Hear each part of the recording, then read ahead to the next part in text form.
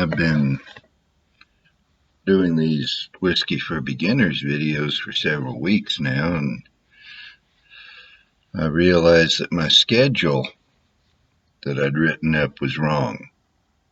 I had the introduction of me personally way down the list, and I need to do that now. I really should have done it sooner. Who am I is the title of this video, and the name is simple, Robert McKay. It's not anything fancy. Let me try to adjust the light here. As you saw on the title card, which I did in a thoroughly amateur way, this is a thoroughly amateur production. If you can't figure that out, I feel sorry for you. But I'm Robert McKay. It's an old Scottish name. I haven't been able to research it, but apparently it goes back to Clonmacay in northern Scotland. The furthest back that I know for sure is an ancestor whose name I don't have in front of me and I've forgotten offhand, who was born in 1799 in Henry County, Virginia. And all my ancestors that I know about were born in the South, Virginia. Then my people were in Buncombe County, North Carolina before and during the War of Northern Aggression.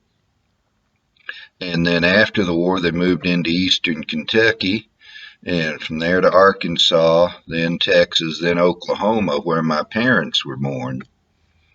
And then I was the first one in the family born outside the South.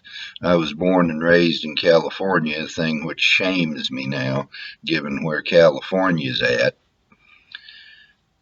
The Air Force assigned me in the early 80s, in fact in 1980, to Tinker Air Force Base, Oklahoma, and I spent nearly 20 years just bouncing back and forth between Texas and Oklahoma, and that's where I learned to love the South. That's where I didn't try to do it. I didn't deliberately pick up the Southern way of talking, but that's where I started to sound like a Southerner. And there was a time when people would say, well, it's just Southern blood coming out. Well, who your ancestors are doesn't matter. I like the Hubert Shoes Mysteries by J. Michael Orenduff. And Hubie Shoes has what he calls his SAPs, Shoes' anthropological principles. And one of them is that anybody can practice any culture. You know, you take somebody who was born in Korea of Korean parents and then a week later comes to the United States and lives his whole life in the United States. Genetically, he's Korean. Culturally, he's pure American. You know, your ancestors don't determine your culture. But I have to say that in my attitudes, in my speech, as you can hear, in what I believe, I am traditionally Southern. And people say, well, you're born in California, you're not a Texan, because I claim to be a Texan. I don't claim that I'm from Texas. I claim that I'm a Texan. To me, there's a difference. But Jim Bowie was from Virginia, as I recollect. If I remember right, William Barrett Travis was from North Carolina. Davy Crockett was from Tennessee. You know, Stephen F. Austin was from Virginia, as I recall. The biggest name, Sam Houston, if I remember right, he was from Virginia. The biggest names in Texas history were born and raised outside Texas, but they became Texans. And so have I done. I have become a Texan. I don't live in Texas. I wished I did. But I don't. Various reasons for that. I've been a Christian since 1983. As you can see on the wall behind me, and as I mentioned, I have Confederate sympathies. I loathe slavery. I hate it.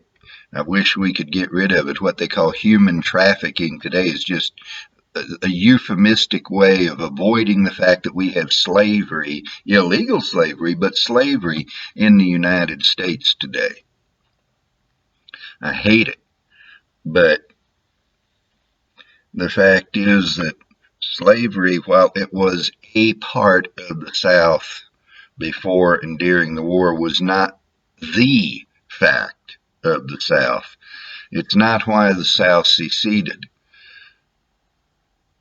The South just wanted to peacefully go its way and do its own thing without D.C. trampling all over it.